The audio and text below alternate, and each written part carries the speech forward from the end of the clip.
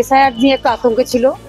বাংলাদেশ থেকে তো এসেছে অনেক বছর আগে, এবারে ওইসব মানুষ বয়স্ক মানুষ, তারা বাংলাদেশের যে সমস্ত যে ডিটেনশন ক্যাম্প বা ওই নোংরখানা থাকা বা এক দেশ থেকে অন্য দেশে তাড়িয়ে দিলে কত কষ্ট সেগুলো তো জানে। এবার ভেবেছে আবার যদি সেই কষ্ট করতে হয় এই বয়সে, সেই জন্য আত্মঘাতী করেছে, গলায় দড়ি নিয়ে নিয়েছে। রাত্রে খেয়ে দিয়ে শুয়েছে, তারপরে সকালে এসে দেখি বাবা গলায় দড়ি দিতে। কেন, কি কারণে? ওই যে বলছে যে কি হবে, শেষ না কি বলে ওগুলা যে হবে, এগুলার মানে ভয়ে আতঙ্ক হয়ে গেছে। এসআইআর নিয়ে আতঙ্কে ছিল? আতঙ্ক ছিল। কি বলছিল আপনাদেরকে? আমাদেরকে কিছু বলো না বাবা, এগুলা বাইরে বাইরে শুনছে, শুনে মনে মনে রাখছে। ওই আতঙ্কেই আত্মহত্যা করেছে? ওইটাই আত্মহত্যা করেছে। এই যে যিনি আজকে আত্মহত্যা করলেন উনি আমার দাদু। আমরাও আতঙ্কে আছি, আরো অনেকেই হয়তো এরকম আতঙ্কে আছে। পশ্চিমবাংলা থেকে যেন এই নিয়মটা উঠে যায়, আমরা এটা নিয়ে প্রতিবাদ চাই। এই এসআইআর এর জন্য কি আতঙ্ক জানিয়েছিলেন? আতঙ্ক জানিয়েছিলেন যে ওরা যেটা বলেছে যে 2002 সালে যাদের ভোটার লিস্টে নাম থাকবে তাদেরকে এসআইআর থেকে বাদ দিয়ে দেওয়া হবে।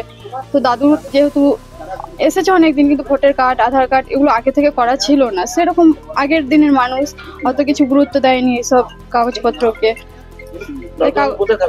দাদু বাংলাদেশ থেকে এসেছিল, আসার পরে ইলামবাজার, পশ্চিম মেদিনীপুর এই দু জায়গাতেই থাকতো। কত সালে এসেছিল? কত সালে মানে অনেকদিন এসেছে, আমি ঠিক বলতে পারবো না। 2002 সালে তার কি নাম ছিল? না, নাম ছিল না। সেই কথা আপনাদেরকে বলেছে? হ্যাঁ বলেছে। ওই জন্যই দাদু আতঙ্কে ছিল, যে দাদুকে তাড়িয়ে দেওয়া হয়, কোথায় যাবে, কি করবে এই শেষ বয়সে এসে। ওই জন্য দাদু সুসাইড করেছে।